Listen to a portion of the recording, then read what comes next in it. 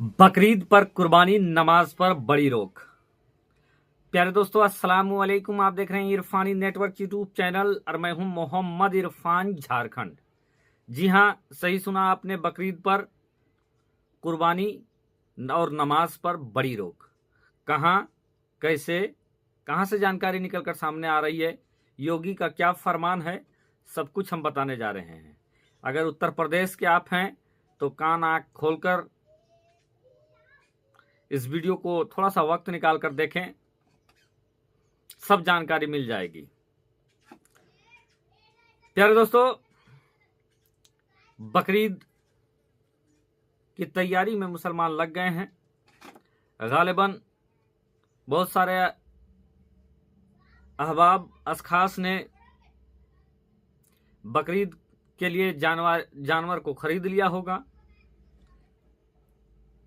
अब उत्तर प्रदेश में दोस्तों अलग ही टसन है, बाबा का शासन है, मोदी जी का भाषण है, घर में 5 किलो का राशन है, तो फिर काहे का टेंशन है। 5 किलो का राशन खाइए और बाबा का भाषण सुनिए। योगी आदित्यनाथ ने आने वाले दिनों में बकरीद को देखते हुए एक तरीके से फरमान जारी कर दिया है। क्या है फरमान? नमाज नहीं, कुर्बानी नहीं, कहां पर, यह समझने की बात है। ऐसा नहीं कि सब जगह बकरीद नहीं होगी, ऐसा नहीं है कि सब जगह नमाज नहीं होगी। नमाज कहां होगी और कहां नहीं होगी, बकरीद कहां करना है, नहीं करना है, वो तमाम चीजें मैं आपको बताने जा रहा हूं। तो यहां पर धैर्य बनाकर बैठे दोस्तों। सबसे पहले योगी आदित्यनाथ ने इस तरफ अपना बयान दिया और चुनाव का रिजल्ट की गुस्साहट, कड़वाहट भी हल्का फुल्का नजर आ रही थी।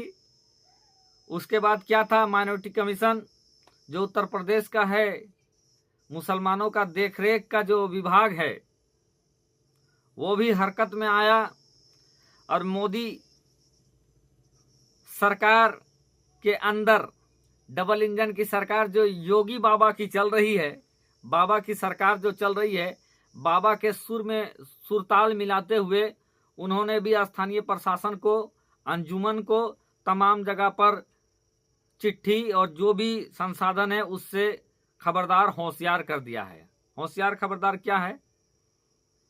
सबसे पहले नमाज नहीं होगी सड़कों पर।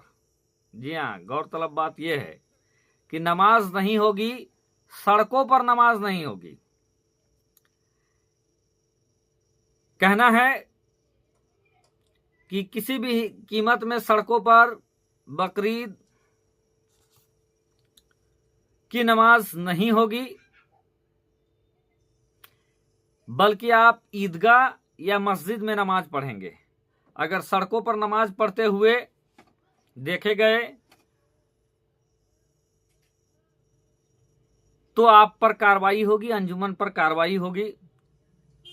माननीय मुख्यमंत्री योगी आदित्यनाथ का भी ये कौल है और अशफाक साहब जो मुसलमानों के विभाग देख रहे हैं उनका भी ये कौल है कि अगर आपने बाहर में कुर्बानी किया तो आप पर नमाज पढ़ा तो आप पर कार्रवाई होगी।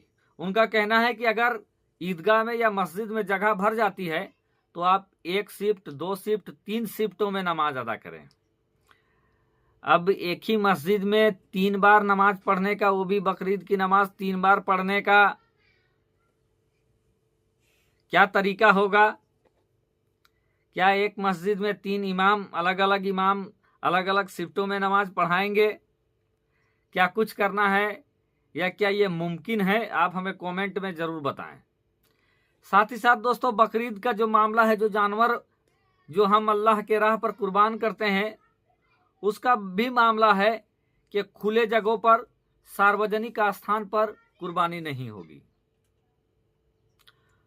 कहना है कि जो तय जगह है बकरीद के लिए, जिन जगहों को तय किया गया है, उन्हीं जगहों पर आपको जानवरों की कुर्बानी देनी है। अगर दूसरी जगह पर, सार्वजनिक जगह पर आप ऐसे करते पाए गए तो प्रशासन सख्त नजर गड़ाए हुए है, आपके ऊपर है। प्रशासन सख्ती के साथ आपके ऊपर कार्रवाई कर सकती है। तो आपसे गुजारिश है कि इस बात को हल्के में ना लें, क्योंकि आप देखें बहुत सारे लोग कहते हैं कि हमारे यहाँ तो ऐसा हो रहा है, कोई कुछ नहीं कर पा रहा है, हमने किया, कहाँ सरकार ने ये कहा, कुछ नहीं हुआ। तो मैं आपको कहूँगा कि एक खोरठा में एक कहावत है कि पकड़ेले तो चोर नहीं तो गगाए मोर। और अगर कोई इंसान अपने घर में राजा के माँ को डायन ही कहता है तो उसमें कोई कबाहत नहीं है। पकड़ तो तब है जब इस बात को राजा तक पहुंचा दिया जाए और सबूत के साथ पहुंचा दिया जाए। इसी तरीके से अगर आप तक प्रशासन की नज़र नहीं है और वहां पर आप खुले जगहों पर कर रहे हैं तो कोई बात नहीं है, क्योंकि आप तक बात नहीं फैली हुई है। लेकिन यही बात अगर प्रशासन तक पहुंच जाएगी उत्तर प्रदेश में, बिलखुसूस मैं उत्तर प्रदेश की बात कर रहा हूं, तो आप मुसीबत में आ जाएंगे। तो काहे खुशी के दिन में मुसीबत लाने का काम काहे करना है। अब योगी महाराज के शासन में जी ही रहे हैं तो उनके बातों पर भी अमल करें, उनके ऑर्डर पर भी अमल करें। बाकी आप सभी लोग होशियार हैं। बकरीद की मैं अग्रिम एडवांस में मुबारकबाद पेश करता हूं। साथ ही साथ आप लोगों से ये भी कहूँगा जाते जाते कि इसी बकरीद में हजारों लोग ऐसे भी हैं जो बकरीद के दिन जानवर की कुर्बानी नहीं कर रहे हैं। अल्लाह ने शायद उनको इतना पैसा मालो दौलत से नहीं नवाजा है या किसी मुसीबत की वजह से नहीं कर रहे हैं। अगर आप कर रहे हैं तो अपने पड़ोसियों का, गरीबों का, मिस्कीनों का बिलखुसूस ख्याल रखें। और सुने, एक बात और सुने, ये हम देख रहे हैं कि कुर्बानी के दिन कुछ लोग, अगल बगल के लोग, एक एक पीस, एक एक बोटी, दो तीन बोटी ले जाके और अपने बगलगीर में या गरीबों के यहाँ बांटते हैं। तो भाई देश के दुश्मन, उतना सा बांटने में क्या होता है। कम से कम भाई जो 50 इतना बोटी करके 50 आदमी को बांटते हो ना, उससे बेहतर है कि 10 ही आदमी को बांटो, लेकिन कम से कम इतना जरूर उनको तबर्रुक का, वो बकरीद का वो जानवर का तबर्रुक दे दो कि कम से कम एक वक्त का उनके घर का सालन बन जाए। और अगर एक वक्त का सालन बन जाता है और वो गरीब बच्चे, यतीम बच्चे अगर उस चीज को खाते हैं तो यकीनन अल्लाह जजा देने वाला है। आपके लिए वो बहुत बड़ा कारगर साबित होगा, दीन और दुनिया दोनों के लिए। हो सकता है मेरी बातों को थोड़ा बुरा लगे या अंदाज गलत हो, लेकिन मोटिव बिल्कुल गलत नहीं है। शुक्रिया, आदाब।